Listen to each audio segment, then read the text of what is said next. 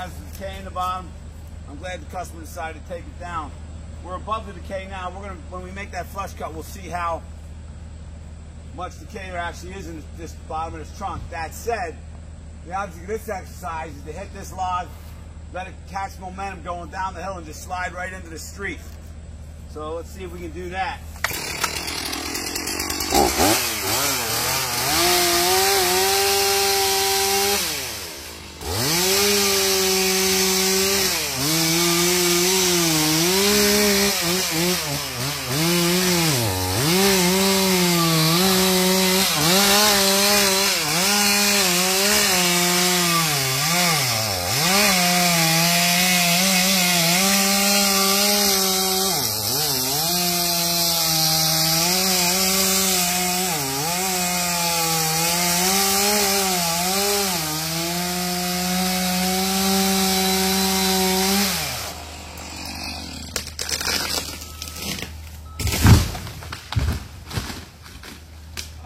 Baby.